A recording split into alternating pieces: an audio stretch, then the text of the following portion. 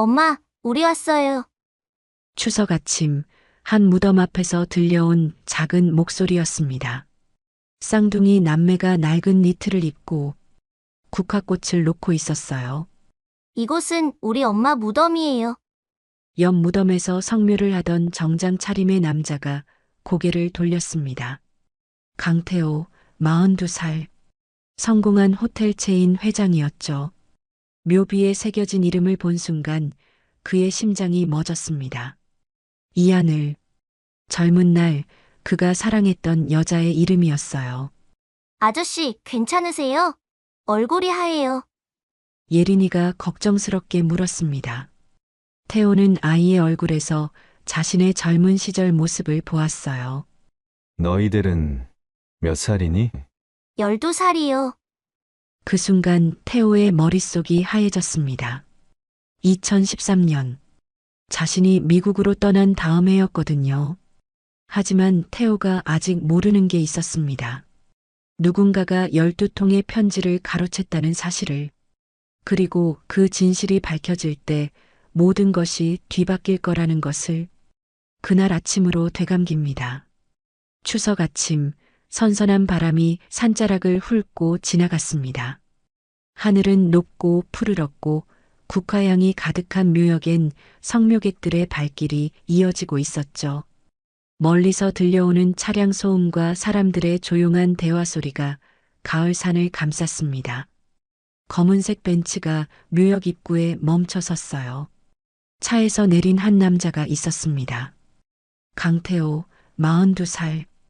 키 180cm가 넘는 큰 키에 어깨가 넓었죠. 깔끔하게 다린 네이비 정장에 이탈리아산 구두를 신고 있었어요.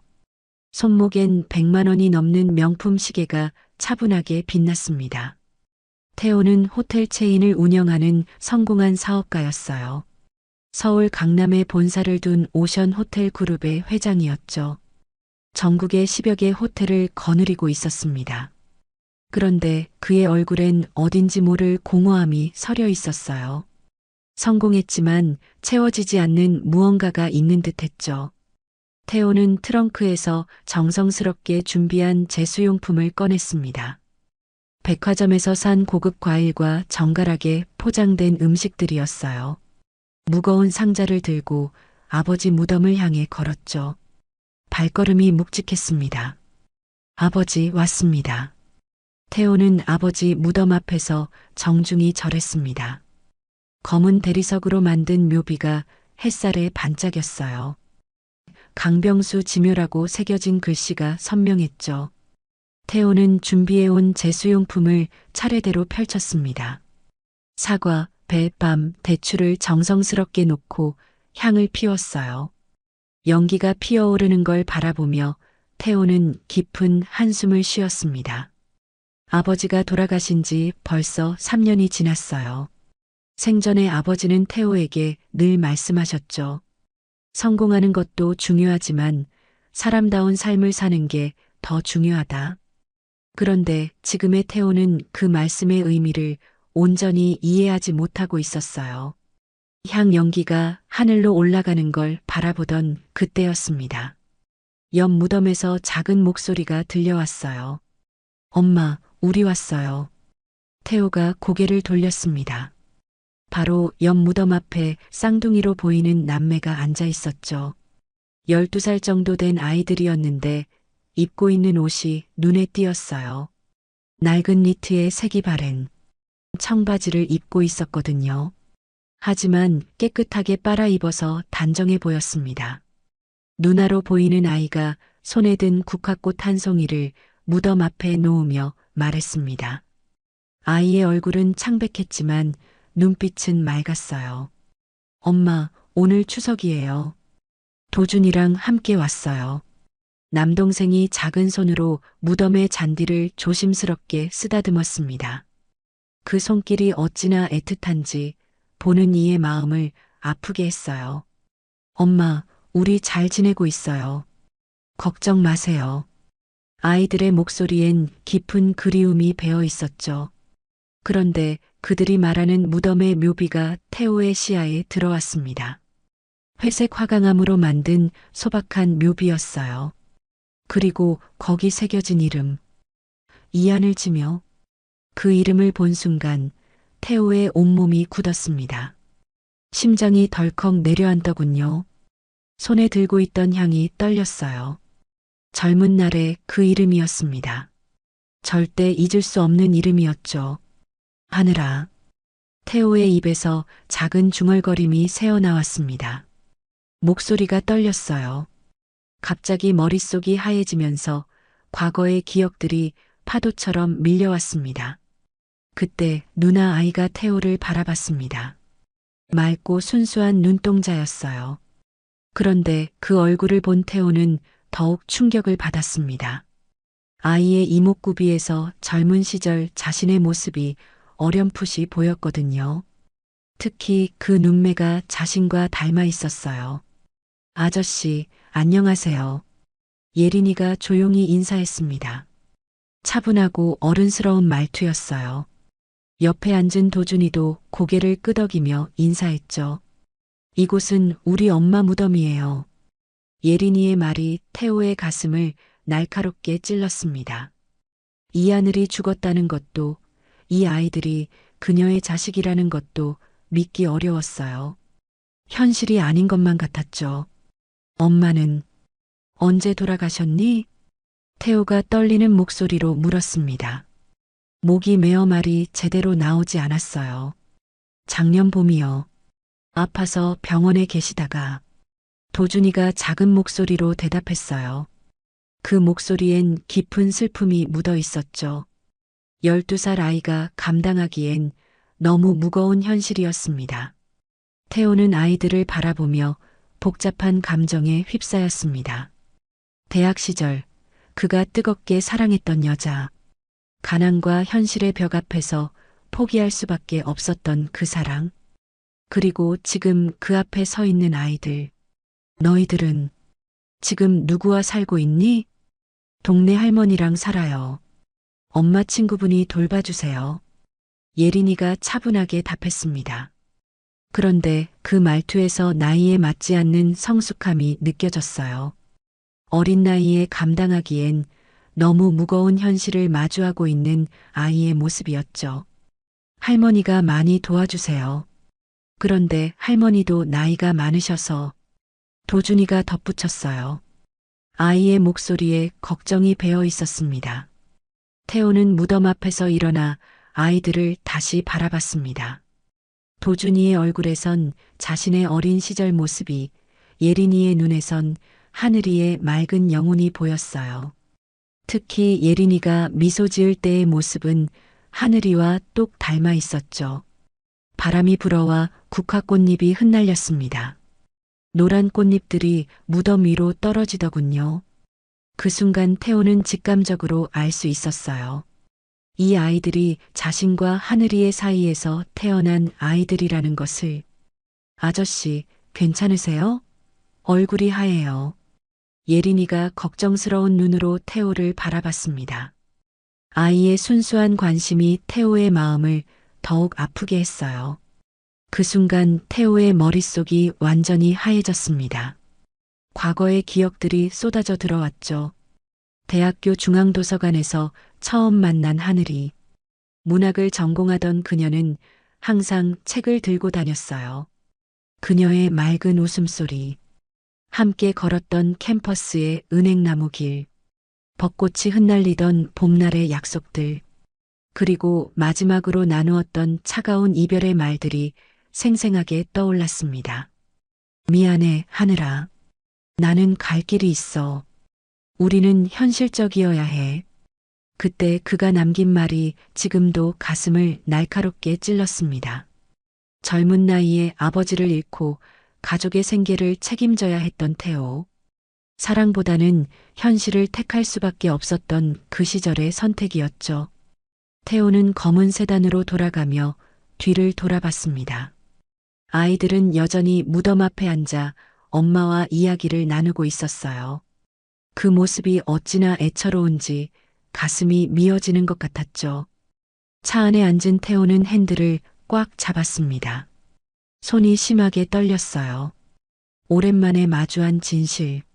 그리고 그 무게가 어깨를 짓눌렀습니다. 룸미러로 아이들을 바라보던 태호의 눈에 눈물이 맺혔습니다.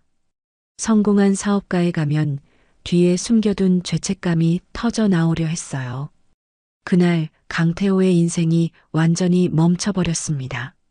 집으로 돌아가는 길, 태호는 운전대를 잡은 손이 계속 떨리는 걸 멈출 수 없었습니다. 고속도로를 달리면서도 머릿속은 온통 과거로 돌아가 있었어요. 2011년 가을, 태호는 경영학과 3학년이었습니다. 아르바이트를 3개나 해가며 학비와 생활비를 벌어야 했죠. 새벽 5시에 일어나 신문 배달을 하고 낮엔 과외를 했어요. 밤에는 편의점에서 일했습니다. 그런 바쁜 일상 속에서도 태호에겐 하나의 안식처가 있었어요. 바로 이 하늘이었죠. 하늘은 국문학과 2학년이었습니다. 처음 만난 곳은 중앙도서관이었어요. 태호가 경영학 과제를 하다가 잠깐 졸고 있는데 누군가 어깨를 톡톡 두드렸죠. 학생, 괜찮으세요? 고개를 든 태호의 눈에 들어온 건 맑은 눈동자를 가진 여학생이었습니다. 단발머리에 소박한 원피스를 입고 있었어요. 화장기 없는 얼굴이었지만 순수한 아름다움이 있었죠. 아, 죄송해요. 조금 피곤해서 많이 바쁘신 것 같아요. 늘 여기서 공부하시는 걸 봤거든요. 그렇게 시작된 인연이었습니다.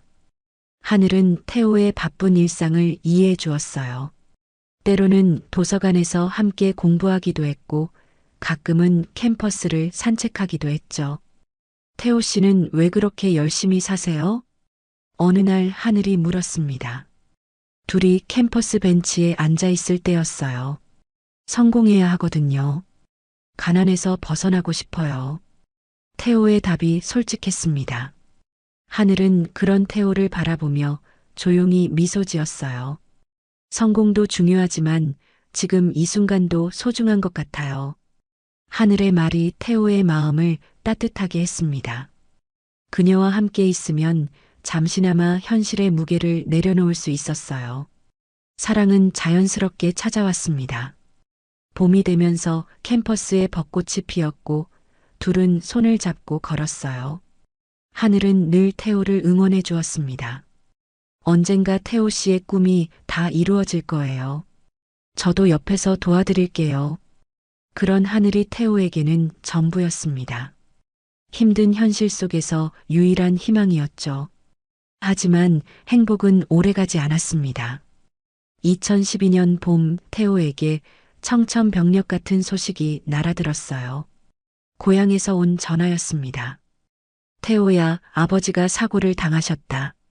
어머니의 울음 섞인 목소리였습니다. 아버지는 건설 현장에서 일하다가 크레인에 깔렸어요. 의식불명 상태로 중환자실에 누워 계셨죠. 태호는 급히 고향으로 내려갔습니다. 병원에 누워있는 아버지를 보는 순간 다리에 힘이 풀렸어요. 온몸에 관을 꽂은 채 의식을 잃고 계셨거든요. 의료비가 상당히 많이 나올 것 같습니다. 의사 선생님의 말이 태호의 가슴을 짓눌렀어요. 가뜩이나 어려운 집안 사정에 거액의 의료비까지 감당해야 했습니다. 한 달 후 아버지는 깨어나셨지만 하반신 마비 판정을 받으셨어요. 더 이상 일을 할 수 없는 몸이 되신 거죠. 그리고 쌓인 의료비와 빚이 가족을 짓눌렀습니다. 태호야, 미안하다. 아버지가 너한테 이런 짐을 지워서. 아버지의 눈물을 본 태호는 마음이 찢어지는 것 같았어요. 그때부터 태호는 학교와 집을 오가며 더욱 바빠졌습니다. 아르바이트를 늘렸고 학업도 놓을 수 없었어요. 그런 태호를 하늘은 묵묵히 지켜봤습니다. 때로는 도시락을 싸서 가져다 주기도 했고 피곤해하는 태호의 어깨를 마사지해 주기도 했어요. 태호 씨, 너무 무리하지 마세요. 제가 도와드릴 수 있는 일이 있으면 말해주세요. 하늘의 따뜻한 마음이 태호에게는 더욱 고마웠습니다. 하지만 동시에 미안했어요. 자신이 하늘에게 줄 수 있는 게 별로 없다는 생각이 들었거든요. 그해 여름 태호에게 기회가 왔습니다. 교수님이 소개해준 해외 연수 프로그램이었어요. 미국의 한 대학에서 경영학을 공부하며 일도 할 수 있는 기회였죠. 이건 놓칠 수 없는 기회야. 성공할 수 있는 유일한 길이야. 태호는 고민했습니다. 하늘과 헤어져야 한다는 것이 가장 큰 걸림돌이었어요. 하지만 현실은 냉혹했습니다. 가족의 빚을 갚고 성공하려면 이 기회를 잡아야 했어요. 어느 저녁 태호는 하늘에게 말했습니다. 캠퍼스 호수 앞이었어요. 석양이 지고 있었죠. 하늘아, 나 미국에 가기로 했어. 하늘의 얼굴이 순간 굳었습니다. 하지만 곧 밝은 표정을 지으려고 애썼어요. 좋은 기회네요. 축하해요. 하지만 언제 돌아올지 모르겠어. 아마 몇 년은 걸릴 것 같아. 그럼 기다리지 마. 하늘아, 우리는 현실적이어야 해. 나는 지금 너에게 줄 수 있는 게 아무것도 없어. 태호의 말이 차갑게 들렸습니다. 사실 그는 하늘을 보호하고 싶었어요. 불확실한 미래에 그녀를 묶어두고 싶지 않았거든요. 하늘의 눈에 눈물이 맺혔습니다. 정말 그게 태호 씨가 원하는 거예요? 응, 미안해. 그날 밤이 둘의 마지막이었습니다. 태호는 일주일 후 미국으로 떠났어요. 하늘이 임신 중이라는 사실을 전혀 모른 채였죠. 하늘은 태호가 떠난 후에야 임신 사실을 알았지만 이미 연락할 방법이 없었습니다. 미국에서 태호는 정말 죽을 만큼 열심히 살았습니다. 낮에는 공부하고 밤에는 일했어요. 주말에도 쉬지 않았죠. 하늘 생각이 날 때마다 일에 몰두했습니다. 5년 후 태호는 MBA를 마치고 한국으로 돌아왔어요. 그리고 작은 호텔 하나를 인수하며 사업을 시작했습니다. 아버지의 치료비와 가족의 빚을 모두 갚았어요. 사업은 점점 커졌고 태호는 성공한 사업가가 되었습니다.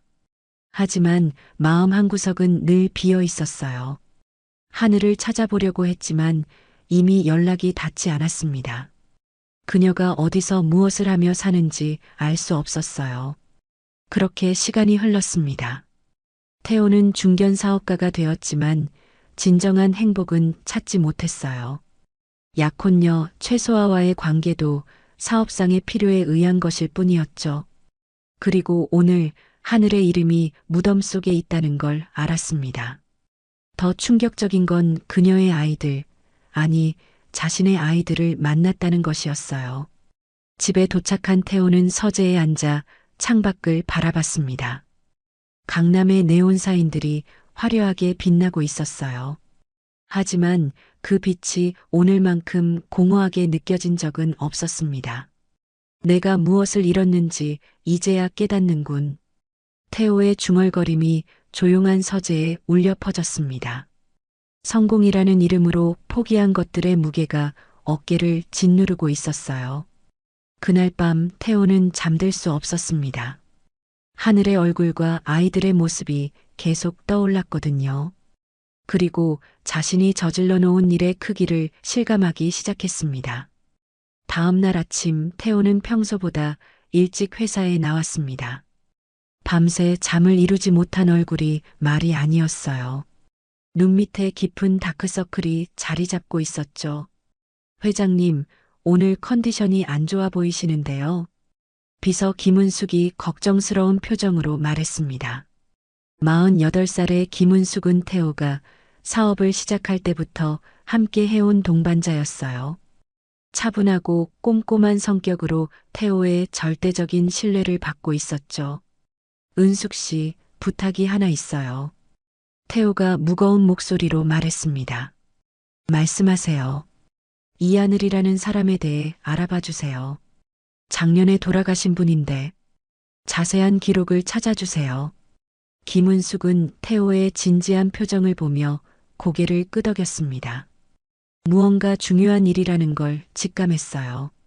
알겠습니다. 언제까지 필요하신가요? 최대한 빨리요. 김은숙은 곧바로 조사를 시작했습니다. 뛰어난 정보력으로 유명한 그녀였어요. 반나절 만에 이하늘의 생전 기록을 상당히 파악할 수 있었죠. 오후 3시경 김은숙이 태호의 사무실 문을 두드렸습니다. 회장님, 조사 결과 나왔습니다. 들어와요. 김은숙이 파일을 들고 들어왔어요. 태호는 의자에서 일어나 소파로 자리를 옮겼습니다. 어떻게 됐어요? 이하늘 씨는 2013년에 쌍둥이를 출산하셨습니다. 미혼모로 아이들을 키우셨고요.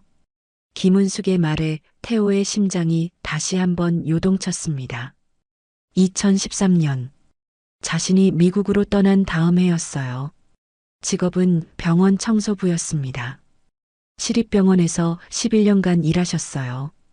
야간 근무를 주로 하시면서 낮에는 아이들을 돌보셨다고 합니다. 태호의 가슴이 먹먹해졌습니다. 하늘이 혼자서 그 모든 고생을 감당했다는 것이 믿기지 않았어요. 돌아가신 이유는 뭐죠? 간암이었습니다. 말기 진단을 받고 6개월 투병하시다가 김은숙의 목소리가 조금 떨렸어요. 자료를 조사하면서 그녀도 마음이 아팠거든요. 그리고 회장님, 중요한 걸 발견했습니다. 김은숙이 작은 상자를 꺼냈어요. 낡은 신발 상자였는데 테이프로 단단히 봉해져 있었죠. 이하늘 씨가 살던 집 관리인분께서 맡겨주신 겁니다. 돌아가시기 전에 만약 강태호라는 사람이 찾으면 꼭 전해달라고 하셨다네요. 태호의 손이 떨렸습니다. 상자를 받아들고 조심스럽게 테이프를 뜯었어요. 안에는 편지 봉투들이 가득 들어 있었죠. 모두 12통이었습니다. 첫 번째 편지를 꺼내는 순간 태호는 숨이 멎을 뻔했어요. 봉투에는 분명히 자신의 이름과 주소가 적혀 있었습니다. 그런데 빨간 도장이 찍혀 있었어요. 수신인 부재로 반송. 태호는 떨리는 손으로 편지를 열었습니다. 하늘에 친숙한 글씨체가 나타났어요. 태호 씨에게 임신했어요. 쌍둥이래요. 돌아와줘요. 기다릴게요. 하늘이가. 짧은 편지였지만 그 안에 담긴 절절함이 태호의 가슴을 찔렀습니다. 두 번째 편지를 열었어요. 태호 씨에게 아이들이 태어났어요. 예린이와 도준이에요. 태호 씨를 닮았어요. 연락 좀 해줘요. 하늘이가. 세 번째 편지. 태호 씨에게 돌이 지났어요. 도준이가 먼저 걸었어요. 예린이는 조용한 아이예요. 태호 씨 소식이 궁금해요. 하늘이가. 편지를 하나씩 읽을 때마다 태호의 눈에서 눈물이 떨어졌습니다. 세월 동안 하늘이가 보낸 편지들이었어요. 아이들의 성장 과정부터 일상의 소소한 이야기까지 모든 게 담겨 있었죠. 10번째 편지에서 태호는 더욱 충격을 받았습니다. 태호 씨에게 제가 아파요. 간에 문제가 있대요. 혹시 이 편지를 받으시면 아이들 좀 봐주세요. 원망 안 해요. 하늘이가. 마지막 편지는 하늘이가 죽기 직전에 쓴 것 같았어요. 태호 씨에게 이제 정말 안녕이에요. 우리 아이들 사랑해줘요. 예린이가 아파요. 도준이가 걱정이에요. 제발 찾아주세요. 평생 사랑했어요. 하늘이가. 태호는 편지를 바닥에 떨어뜨리고 무릎을 꿇었습니다. 온몸이 떨렸어요. 12통의 편지 모두에 반송 도장이 찍혀 있었습니다. 이게 무슨 일이죠? 저는 이 편지들을 한 통도 받지 못했어요. 김은숙이 조심스럽게 말했습니다.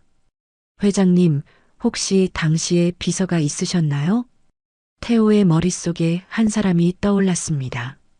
최소아. 그녀는 태호가 미국에서 돌아온 후 첫 번째 비서였어요. 그리고 지금은 약혼녀였죠. 설마. 태호의 얼굴이 창백해졌습니다. 소아가 편지들을 가로챘을 가능성이 높았어요.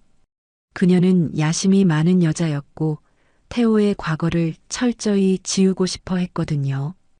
은숙 씨, 소아 씨 스케줄 확인해 주세요.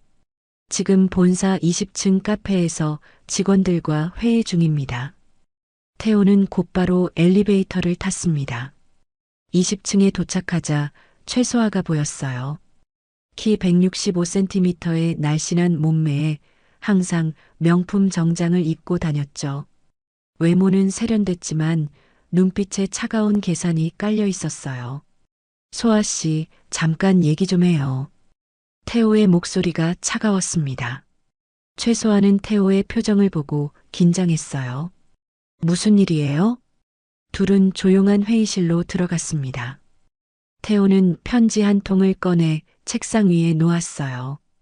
이게 뭔지 알아요? 최소아의 얼굴이 순간 굳었습니다. 하지만 곧 태연한 척했어요. 편지 같은데요? 무슨 뜻이에요? 오래전부터 제게 온 편지들이에요. 그런데 전부 반송됐더군요. 왜 그런 건지 알아요? 어떻게 제가 알겠어요?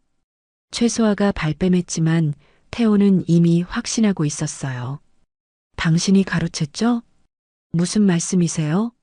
증거라도 있어요? 최소아의 목소리가 높아졌습니다. 하지만 눈빛은 흔들리고 있었어요. 태호는 최소아를 차갑게 바라봤습니다. 제 인생을 망친 게 당신이었군요. 태호 씨, 과거에 연연하지 마세요. 지금이 더 중요하잖아요. 지금이라고요? 제 아이들이 오랫동안 고아로 살았는데요. 태호의 목소리가 격해졌습니다. 최소아는 그제서야 자신의 실수를 깨달았어요. 그래요, 제가 그랬어요. 하지만 당신을 위해서였어요. 과거에 얽매여서 뭐해요? 나를 위해서라고요? 태호가 소리쳤습니다. 주먹을 꽉 쥔 채 최소아를 노려봤어요. 당신은 제가 누군지도 모르는군요. 오늘부터 당신과는 모든 관계를 정리하겠어요.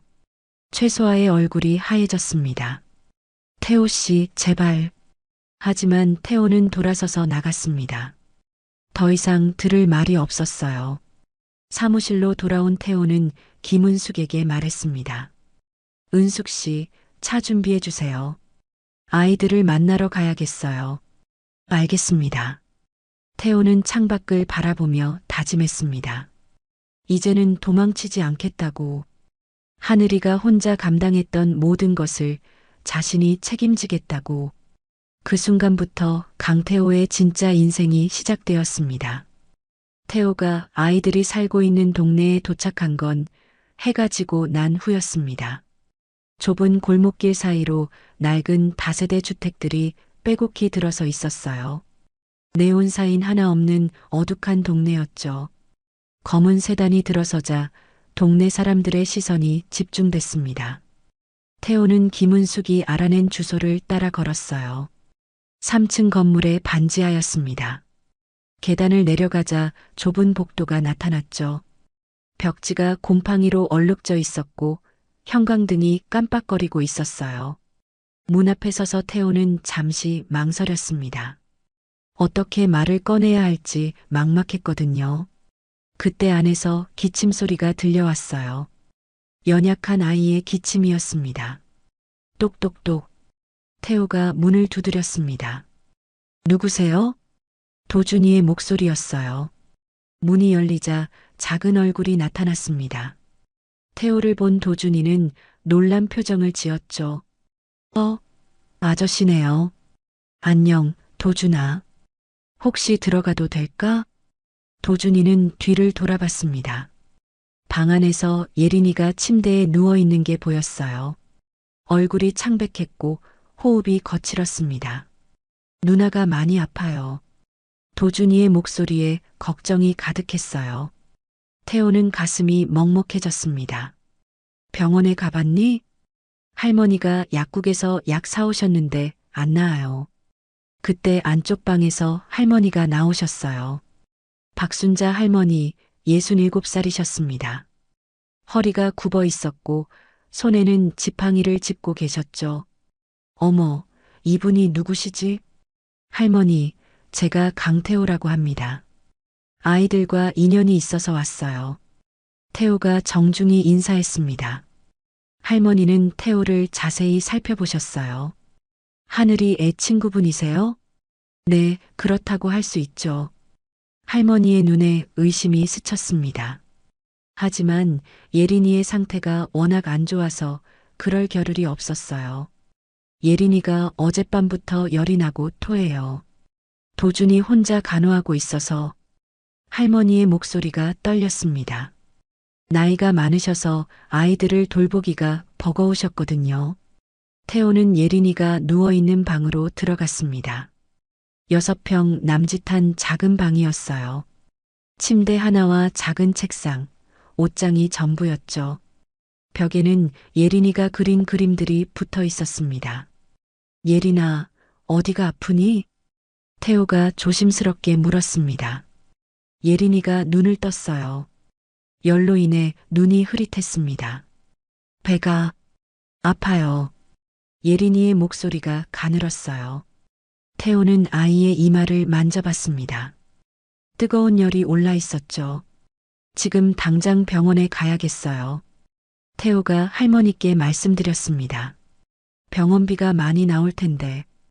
할머니가 걱정스럽게 말씀하셨어요. 그 말에 태호의 가슴이 찔렸습니다. 제가 다 책임지겠습니다. 지금은 아이가 중요해요. 태호는 예린이를 조심스럽게 안았습니다. 아이의 몸이 깃털처럼 가벼웠어요. 영양실조인 것 같았죠. 도준아, 할머니랑 함께 가자. 네, 아저씨. 도준이가 누나 손을 꼭 잡았습니다. 그 모습이 애처로웠어요. 가장 가까운 종합병원 응급실로 향했습니다. 태호의 검은 세단 뒷자리에 예린이를 눕히고 도준이와 할머니가 옆에 앉으셨어요. 운전하는 내내 태호의 마음은 조급했습니다. 병원에 도착하자 의료진이 예린이를 응급실로 옮겼어요. 태호는 접수처에서 모든 절차를 맡았습니다. 보호자와의 관계가 어떻게 되시나요? 간호사가 물었습니다. 태호는 잠시 머뭇거렸어요. 아버지입니다. 그 순간 태호는 처음으로 자신을 아버지라고 소개했습니다. 가슴이 뭉클했어요. 2시간 후 의사가 나왔습니다. 중년의 소아청소년과 전문의였어요. 선천성 신장 질환입니다. 상당히 진행된 상태예요. 의사의 말에 태호의 다리에 힘이 풀렸습니다. 수술이 필요한가요? 네, 신장 이식이 필요합니다. 그리고 당장 투석을 시작해야 해요. 비용은 얼마나 들까요? 전체적으로 8천만 원 정도 예상됩니다. 할머니가 의자에 주저앉으셨어요. 도준이는 의사를 붙잡고 울먹였습니다. 선생님, 누나만 살려주세요. 제발이요. 12살 아이의 절박한 목소리였어요. 태호의 눈에서 눈물이 났습니다. 모든 비용은 제가 부담하겠습니다.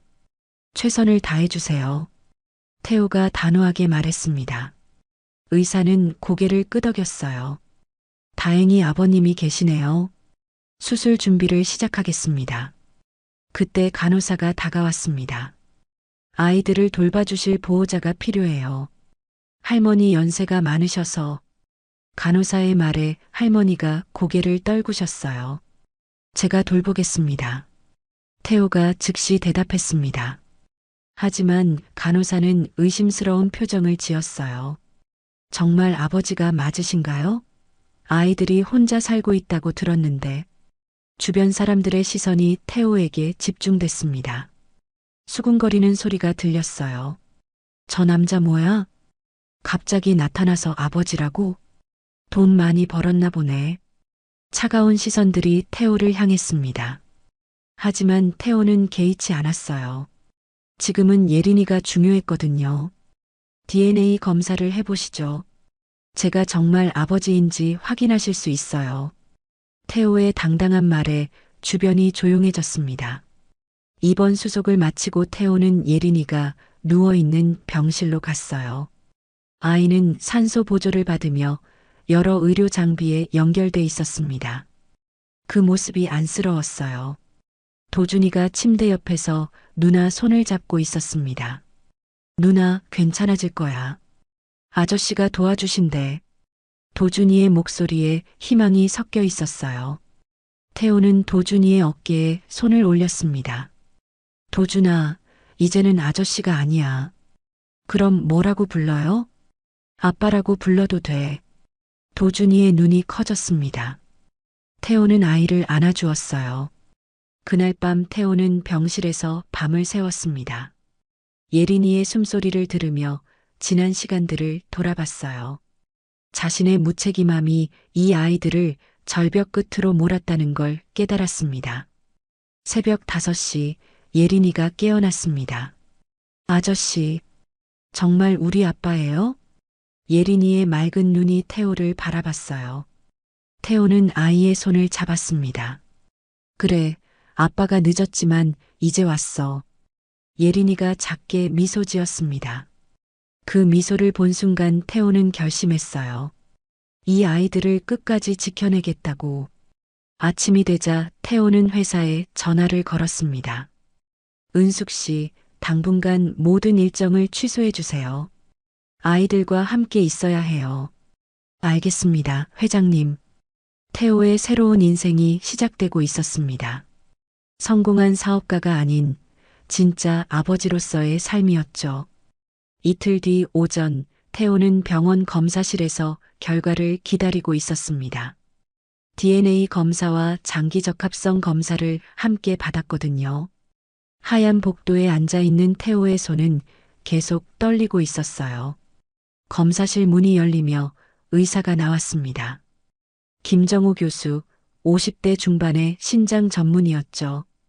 오랜 경험으로 다져진 안정감이 있는 분이었어요. 강태호 씨, 들어오세요. 태호가 의사 사무실로 들어갔습니다. 책상 위에는 여러 검사 결과지가 놓여 있었어요. 먼저 DNA 검사 결과부터 말씀드리겠습니다. 김 교수가 서류를 들어 올렸습니다. 99.9% 일치합니다. 친부가 맞습니다. 그 순간 태호의 가슴이 뛰었어요. 머리로는 알고 있었지만 공식적으로 확인되니 감정이 복잡했습니다. 기쁨과 죄책감이 동시에 밀려왔죠. 그리고 신장 이식 적합성 검사 결과도 나왔습니다. 김 교수의 표정이 밝아졌어요. 완벽하게 일치합니다. 아버님의 신장을 이식받으면 예후가 매우 좋을 것 같습니다. 태호는 안도의 한숨을 내쉬었습니다. 예린이를 살릴 수 있다는 희망이 보였거든요. 언제 수술이 가능한가요? 일주일 정도 준비 기간이 필요합니다. 공여자 정밀 검사와 병원 윤리위원회 절차를 신속히 진행하겠습니다. 알겠습니다. 모든 준비를 해주세요. 태호가 단호하게 말했습니다. 병실로 돌아가는 길에 태호는 김은숙을 만났어요. 그녀가 급히 달려와 말했습니다. 회장님, 최소아 씨가 회사에서 난동을 피우고 있어요. 무슨 일이죠? 약혼 파기를 인정할 수 없다며 임원들 앞에서 소리를 지르고 있어요. 태호의 얼굴이 차갑게 굳었습니다. 지금 가겠어요. 태호는 예린이 병실에 들러 아이들에게 말했습니다. 잠깐 회사 일로 나가야 해. 금방 돌아올게. 아빠, 빨리 와요. 도준이가 말했어요. 이제 아이들은 태호를 자연스럽게 아빠라고 불렀습니다. 회사에 도착한 태호는 법무팀 검토를 거쳐 20층 회의실로 향했어요. 문을 열자 최소아가 임원들 앞에서 소리를 지르고 있었습니다. 강태호가 미쳤어요. 갑자기 약혼을 파기한다니. 소아 씨, 그만하세요. 태호가 차가운 목소리로 말했습니다. 회의실이 순식간에 조용해졌어요. 태호 씨, 이게 뭐예요? 과거 여자 때문에 저를 버리겠다고요? 최소아의 목소리가 히스테릭했습니다. 하지만 태호는 전혀 흔들리지 않았어요. 임원 여러분, 회의실에서 나가주세요. 태호의 말에 임원들이 하나둘 나갔습니다. 이제 태호와 최소아만 남았어요. 소아 씨, 당신이 편지를 가로챘다는 걸 알고 있어요. 그게 뭐 어때서요? 과거에 연연해서 뭐해요? 최소아가 뻔뻔하게 대답했습니다. 태호는 그런 그녀를 보며 어이가 없었어요. 당신 때문에 제 아이들이 오랫동안 고생했어요. 그 아이들이 뭐가 중요해요? 지금 당신 곁에 있는 건 저라고요. 최소아의 말에 태호는 완전히 실망했습니다. 나가세요. 다시는 보고 싶지 않아요. 태호 씨. 최소아가 소리쳤지만 태호는 돌아서서 나갔습니다. 저녁 무렵 태호는 다시 병원으로 돌아왔어요. 예린이의 상태는 조금 나아져 있었습니다. 아이가 태호를 보며 미소 지었어요. 아빠 어서 와요. 응, 예린아. 아빠가 좋은 소식을 가져왔어. 태호가 침대 옆에 앉았습니다. 도준이도 다가와 아빠 무릎에 앉았어요. 무슨 소식이에요? 검사 결과가 나왔는데 아빠가 예린이에게 신장을 줄 수 있대. 아이들의 눈이 반짝였습니다. 정말요? 그래. 일주일 후에 수술을 받을 거야. 예린이의 눈에 눈물이 맺혔어요. 아빠 고마워요. 태호는 아이를 꼭 안아주었습니다. 그 순간 과거의 기억이 떠올랐어요. 하늘과 함께 걸었던 캠퍼스 길. 그녀가 미소 지으며 말했던 것들. 언젠가 우리 아이가 생기면 정말 좋겠어요. 당시 태호는 그 말을 대수롭지 않게 들었어요. 하지만 지금 와서 보니 하늘은 이미 아이들을 가지고 있었던 거죠. 그날 밤 태호는 수술 동의서를 받았습니다. 여러 위험성에 대한 설명도 들었어요. 하지만 전혀 망설이지 않았습니다. 강태호. 동의서에 서명하는 순간 태호는 느꼈어요. 이제 자신의 이름이 단순한 강태호가 아니라는 걸, 예린이와 도준이의 아버지라는 걸. 병실로 돌아가니 아이들이 잠들어 있었어요. 예린이가 도준이 손을 꼭 잡고 있었죠. 그 모습을 보니 가슴이 뭉클했습니다. 태호는 창가에 서서 밤하늘을 바라봤어요. 별들이 반짝이고 있었습니다. 하늘아, 내가 늦었지만 이제라도 왔어. 우리 아이들 잘 키울게. 태호의 중얼거림이 조용한 병실에 울려 퍼졌습니다. 그때 예린이가 작은 목소리로 말했어요. 아빠. 응, 예린아. 꿈에서 엄마를 봤어요. 엄마가 아빠 고맙다고 하던데요. 태호의 눈에서 눈물이 흘렸습니다. 그래. 엄마한테 뭐라고 전해줘. 뭐라고요? 이제부터는 절대 놓지 않겠다고. 예린이가 고개를 끄덕였어요. 그리고 다시 잠들었습니다. 태호는 아이들을 바라보며 다짐했어요. 성공한 사업가로서의 삶은 끝났다고. 이제부터는 진짜 아버지로 살겠다고. 그날 이후 그는 아버지로 살기 시작했습니다.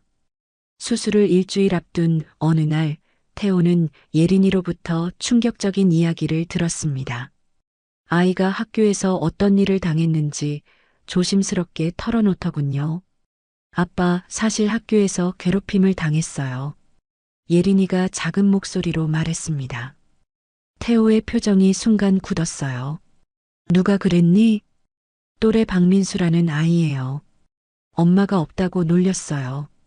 예린이의 말에 도준이도 고개를 끄덕였습니다. 저도 같이 맞았어요. 민수가 우리를 구하라고. 아이들의 말을 들으며 태호의 주먹이 저절로 쥐어졌어요. 하지만 분노보다는 아이들을 지켜주지 못한 미안함이 먼저 들었습니다. 선생님은 뭐라고 하셨니? 못 본 척 하셨어요. 민수 아빠가 학교 이사장님이라서. 예린이의 말에 태호는 모든 상황을 이해했습니다. 권력과 돈 앞에서 굽히는 어른들의 모습이었죠. 이제 괜찮을 거야. 아빠가 해결해 줄게. 태호는 아이들을 안아주며 다짐했어요. 다음 날 태호는 김은숙에게 조사를 지시했습니다. 박민수라는 아이의 아버지에 대해 알아봐 주세요. 알겠습니다. 김은숙의 조사 결과는 놀라웠어요. 박민수의 아버지 박상호는 건설회사를 운영하고 있었는데 마침 태호의 호텔 체인과 대규모 계약을 진행 중이었습니다. 계약 규모가 150억 원 정도 됩니다. 김은숙의 보고에 태호는 차분히 고개를 끄덕였어요. 박상호 사장을 만나자고 해주세요. 법무팀 검토를 거쳐 조건을 제시하기로 했습니다. 이틀 후 박상호가 태호의 사무실을 찾았습니다. 50대 초반의 건장한 남자였어요. 값비싼 정장을 입고 있었지만 어딘지 속물스러운 냄새가 났죠. 강 회장님, 바쁘신 중에 시간 내주셔서 감사합니다. 박상호가 허리를 굽히며 인사했습니다. 거액의 계약을 앞두고 있어서 굽신거리고 있었어요. 박 사장님 앉으세요. 태호가 소파를 가리켰습니다. 박상호는 긴장한 표정으로 앉았어요. 혹시 박민수라는 아이를 아세요? 태호의 질문에 박상호의 얼굴이 밝아졌습니다. 네, 제 아들입니다. 초등학교 6학년이에요. 그 아이가 학교에서 다른 아이들을 괴롭히고 있다는 걸 아세요? 박상호의 표정이 순간 굳었어요. 그런 일이 있었나요? 혹시 무슨 문제가? 제 아이들을 괴롭혔습니다. 태호의 말에 박상호는 당황했어요. 강태호에게 아이가 있다는 걸 몰랐거든요. 죄송합니다. 제대로 교육을 못 시켜서. 박 사장님, 우리 회사는 인권을 중시합니다. 특히 아이들의 인권을요. 태호의 목소리가 차갑게 변했어요. 앞으로 예정된 모든 계약을 취소하겠습니다. 박상호의 얼굴이 하얗게 변했습니다. 회장님, 그러시면 제 회사가 망합니다. 제발. 하지만 조건을 드리겠습니다. 태호가 말을 이었어요. 첫째, 아드님이 우리 아이들에게 공개적으로 사과할 것. 둘째, 학교 전체 학생들 앞에서 사과문을 읽을 것. 셋째, 1년간 인권 교육을 받을 것. 박상호가 고개를 끄덕였어요. 네, 다 하겠습니다. 그리고 박 사장님도 부모 교육을 받으시고 학교에 아동 인권 교육 기금을 기부하세요. 얼마나 하면 될까요? 5천만 원 정도면 되겠네요. 박상호가 안도의 숨을 쉬었어요. 150억 원 계약에 비하면 적은 금액이었거든요. 그렇게 하시면 계약을 진행하겠습니다. 단, 앞으로 이런 일이 또 생기면 영원히 거래를 중단합니다. 알겠습니다, 회장님. 그 다음은 학교였습니다. 태호는 직접 학교를 찾아갔어요. 초등학교 교장실은 오래된 건물 3층에 있었습니다. 교장 선생님은 60대 초반의 온화한 분이었어요. 하지만 태호가 누구인지 알고는 긴장하더군요. 강 회장님께서 직접 오시다니. 제 아이들이 다니는 학교라서요. 태호의 말에 교장이 더욱 당황했습니다. 담임 선생님도 불러주세요. 잠시 후 6학년 담임 이미영 선생님이 들어왔어요. 30대 중반의 젊은 선생님이었는데 얼굴이 창백했습니다. 우리 아이들이 괴롭힘을 당했는데 모르셨나요? 태호가 조용히 물었습니다. 그건 이미영 선생님이 말을 잇지 못했어요. 박민수 학부모가 이사장이라서 신경 쓰기 어려우셨죠? 태호의 말에 선생님이 고개를 떨궜습니다. 죄송합니다. 선생님, 저는 선생님을 징계하자는 게 아니에요. 태호의 말에 선생님이 고개를 들었어요. 대신 조건이 있습니다. 아동 인권 교육을 받으시고 앞으로는 모든 학생을 평등하게 대해주세요. 네, 그렇게 하겠습니다. 그리고 우리 학교에 상담교사를 추가로 배치해주세요. 비용은 제가 지원하겠습니다. 교장 선생님이 감사한 표정을 지었어요. 정말 감사합니다. 일주일 후 학교에서 공개 사과식이 열렸습니다. 전교생이 모인 강당에서 박민수가 마이크 앞에 섰어요. 예린이와 도준이에게 상처를 줘서 죄송합니다. 앞으로는 친구들을 괴롭히지 않겠습니다. 아이의 진심 어린 사과에 태우는 마음이 놓였어요. 이 일은 곧 지역사회에 소문이 났습니다. 강태호 회장이 권력을 이용해 복수한 게 아니라 교육을 통해 문제를 해결했다는 소식이었죠. 동네 슈퍼 박영수 사장이 태호에게 말했습니다. 회장님, 정말 훌륭하게 처리하셨어요. 복수가 아니라 교육으로 해결하시다니. 아이들한테는 교육이 답이에요. 태호의 말에 주변 사람들이 고개를 끄덕였어요. 중화요리집 김철수 사장도 감탄했습니다. 권력 있는 사람이 이렇게 행동하는 걸 처음 봐요. 권력은 약한 사람을 보호하라고 있는 거죠. 태호의 말이 깊은 울림을 주었어요. 그날 저녁 병원으로 돌아온 태호는 아이들에게 모든 상황을 설명했습니다. 이제 학교에서 괴롭힘 당할 일은 없을 거야. 정말요? 예린이가 눈을 반짝였어요. 그래. 그리고 민수도 이제 좋은 친구가 될 거야. 아빠는 정말 멋있어요. 도준이가 말했습니다. 그날 밤 태호는 생각했어요. 진정한 힘은 누군가를 짓밟는 게 아니라 모두를 일으켜 세우는 것이라고. 그리고 그런 깨달음이 자신을 더 좋은 아버지로 만들고 있다고. 수술까지 이틀이 남았습니다. 태호는 모든 준비를 마치고 아이들과 함께 조용한 시간을 보냈어요. 수술 당일 아침 병원에는 이른 새벽부터 사람들이 모여들기 시작했습니다. 예린이와 도준이를 돌봐주던 박순자 할머니가 가장 먼저 오셨어요. 손에는 정성스럽게 준비한 미역국을 들고 계셨죠. 예린아, 할머니가 미역국 끓여왔다. 수술 끝나고 먹어야지. 할머니의 목소리에 떨림이 있었어요. 밤새 걱정하셨던 게 역력했습니다. 동네 슈퍼 박영수 사장도 과일 바구니를 들고 왔습니다.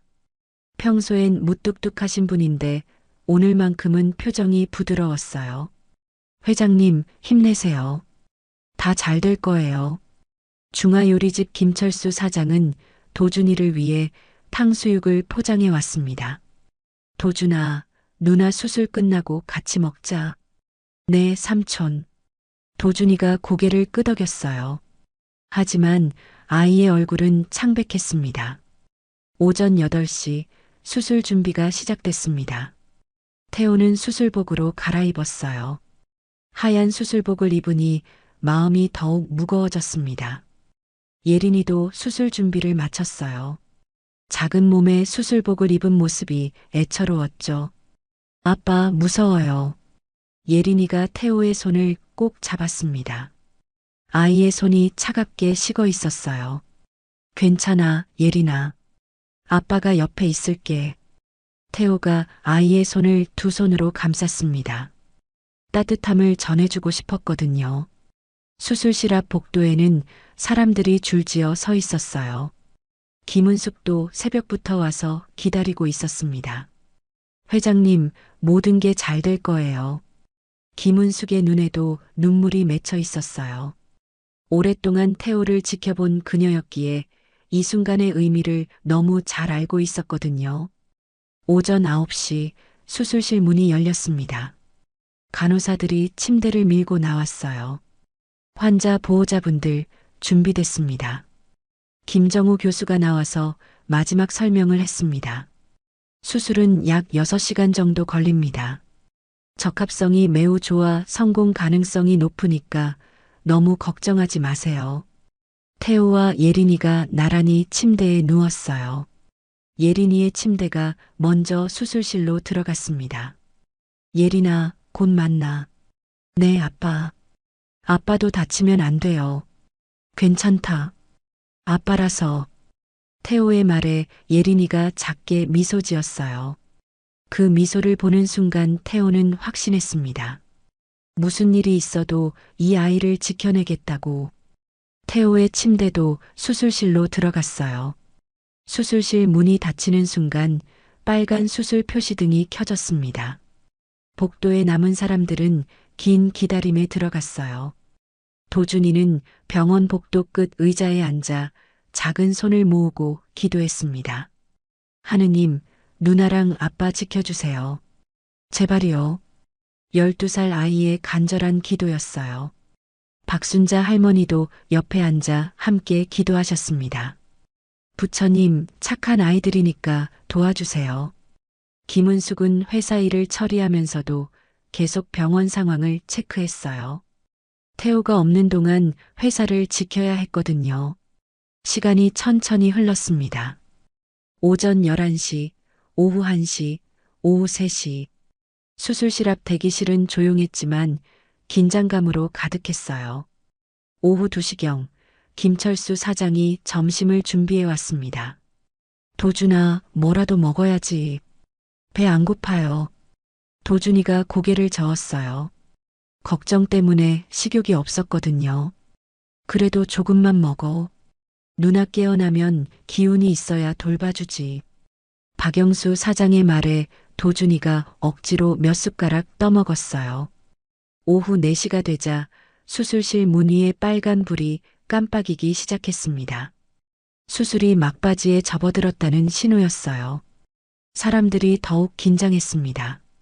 도준이는 계속 수술실 문만 바라보고 있었어요. 누나, 아빠. 아이의 작은 중얼거림이 복도에 울려 퍼졌습니다. 오후 5시 30분, 드디어 수술실 문이 열렸어요. 김정우 교수가 피곤한 얼굴로 나왔습니다. 하지만 표정은 밝았어요. 수술 성공했습니다. 그 말을 들은 순간 복도가 환호성으로 가득 찼습니다. 도준이가 가장 먼저 달려왔어요. 선생님, 정말이에요? 그래, 도준아. 누나도 아빠도 모두 건강해. 김 교수의 말에 도준이의 눈에서 눈물이 주르륵 흘렀습니다. 기쁨의 눈물이었어요.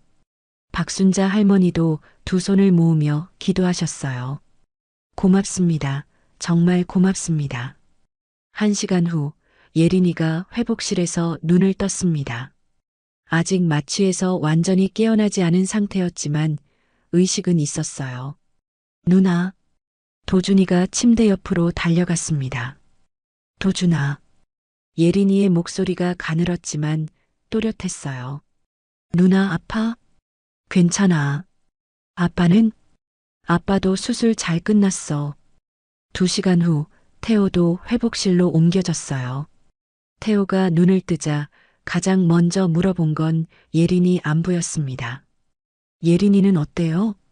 잘 회복되고 있습니다. 정말 성공적인 수술이었어요. 간호사의 말에 태호는 안도의 한숨을 쉬었어요. 저녁 무렵 태호와 예린이는 같은 병실로 옮겨졌습니다. 아버지와 딸이 나란히 누워있는 모습을 본 사람들은 모두 감동했어요. 아빠 고마워요. 예린이가 조용히 속삭였습니다. 아빠가 더 고맙지. 내가 내 딸이라서. 태호가 예린이의 손을 꼭 잡았어요. 아이의 손에서 따뜻한 생명력이 느껴졌습니다. 도준이는 두 사람 사이에 앉아 있었어요. 이제 우리 진짜 가족이네요. 그래, 도준아. 우리는 가족이야. 태호의 말에 아이들이 환하게 웃었습니다. 그날 밤 병실은 조용했지만 따뜻했어요. 긴 시간 끝에 진짜 가족이 된 세 사람이 함께 있었거든요. 창밖으로는 별들이 반짝이고 있었습니다. 하늘이도 어딘가에서 이 모습을 보고 있을 것 같았어요. 수술은 성공했지만 이제 진짜 시작이었습니다. 아버지로서의 삶을 배워가야 할 시간들이 남아 있었거든요. 하지만 태호는 확신했어요. 이제는 어떤 어려움이 와도 이 아이들과 함께 헤쳐나갈 수 있다고. 그리고 그것이 진정한 행복이라고. 수술 후 1달이 지나고 세 사람은 새로운 보금자리로 이사했습니다. 강남의 고급 아파트가 아닌 아이들이 다니던 학교 근처의 소박한 아파트였어요. 30평 남짓한 공간이었지만 세 사람에게는 완벽했습니다. 이사 첫날 아침 태호는 처음으로 아이들에게 아침밥을 해주려고 했어요. 평생 누군가가 차려준 밥만 먹어본 그였거든요. 아빠, 정말 요리할 줄 알아요? 도준이가 의심스러운 표정으로 물었습니다. 당연하지. 아빠가 못하는 게 뭐가 있겠어. 태호는 자신 있게 대답했지만 사실 마음은 떨렸어요. 냉장고를 열어보니 달걀과 몇 가지 재료들이 들어 있었습니다. 달걀 프라이는 쉽지. 태호가 중얼거리며 프라이팬을 꺼냈어요. 그런데 기름을 너무 많이 둘러서 달걀을 깨뜨리자 기름이 튀었습니다. 아, 뜨거워. 태호가 뒤로 물러섰어요. 예린이와 도준이가 킥킥 웃었습니다. 아빠, 기름을 너무 많이 넣으셨어요. 예린이가 웃으며 말했어요. 아직 수술 후 회복 중이었지만 많이 좋아진 상태였죠. 그럼 예린이가 도와줄래? 네. 예린이가 의자에 올라서서 태호 옆에 섰습니다. 작은 손으로 달걀을 능숙하게 뒤집더군요. 와, 예린이가 요리를 잘하네. 엄마가 가르쳐 주셨어요. 예린이의 말에 태호의 가슴이 따뜻해졌어요. 하늘이가 아이들에게 남긴 것들이 이런 소소한 일상 속에 살아 있었거든요. 그날부터 세 사람의 새로운 일상이 시작됐습니다. 태호는 회사 일을 줄이고 아이들과 함께하는 시간을 늘렸어요. 김은숙이 업무를 더 많이 맡아주면서 가능한 일이었죠. 어느 토요일 오후 아이들이 제안했습니다. 아빠, 김치찌개 끓여볼까요? 김치찌개를 내가? 네, 쉬워요. 저희가 도와드릴게요. 도준이가 활기차게 말했어요. 세 사람이 부엌에 몰려들어 요리를 시작했습니다. 태호는 김치를 자르고 예린이는 두부를 준비했어요. 도준이는 파를 썰었죠. 아빠, 김치를 더 작게 썰어야 해요. 이렇게?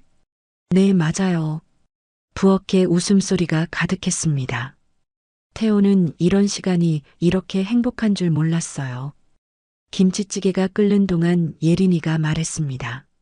아빠, 오늘은 가족사진 찍어요. 가족사진? 네, 우리 진짜 가족이잖아요. 아이들의 말에 태호는 고개를 끄덕였어요. 핸드폰으로 셀카를 찍었는데 세 사람 모두 환하게 웃고 있었습니다. 그 사진을 보며 태호는 생각했어요. 이것이 진짜 부라는 걸. 돈이 아니라 함께 웃을 수 있는 사람들이 진짜 재산이라는 걸. 한편 태호는 하늘이를 기리기 위한 특별한 일을 준비하고 있었어요. 바로 이하늘 재단 설립이었습니다. 어느 날 태호는 아이들과 함께 병원을 찾았어요. 예린이가 수술받았던 그 병원이었죠. 왜 병원에 왔어요? 도준이가 물었습니다. 특별한 걸 보여주려고. 태호가 미소 지으며 말했어요. 병원 1층 로비에 새로운 현판이 걸려 있었습니다. 이하늘 장학금이라고 새겨진 아름다운 현판이었어요. 엄마 이름이에요. 예린이가 눈을 반짝였습니다. 그래. 엄마 이름으로 아픈 아이들을 도와주는 장학금이야. 태호의 설명에 아이들이 감동했어요. 앞으로 우리 엄마 같은 분들이 아이들 치료비 걱정 안 하고 병원에 올 수 있어. 태호의 말에 도준이가 물었습니다. 저희도 도와드릴 수 있어요? 물론이지. 너희들이 커서 이 일을 이어받으면 돼. 아이들이 자랑스러운 표정을 지었어요. 저녁에 집으로 돌아와서 세 사람은 처음으로 정식으로 가족회의를 했습니다. 거실 테이블에 둘러앉아서 앞으로의 계획을 세웠어요. 예린이는 뭐가 되고 싶어? 의사요. 아픈 사람들을 도와주고 싶어요. 예린이의 답에 태호가 고개를 끄덕였어요. 도준이는? 저는 요리사요. 맛있는 음식 만들어서 사람들을 행복하게 해주고 싶어요. 도준이의 꿈도 아름다웠어요. 좋은 꿈들이네. 아빠가 다 도와줄게. 그날 밤 잠자리에 들기 전 태호는 창가에 서서 밤하늘을 바라봤습니다. 별들이 유난히 밝게 빛나고 있었어요. 하늘아, 우리 아이들 잘 키우고 있지?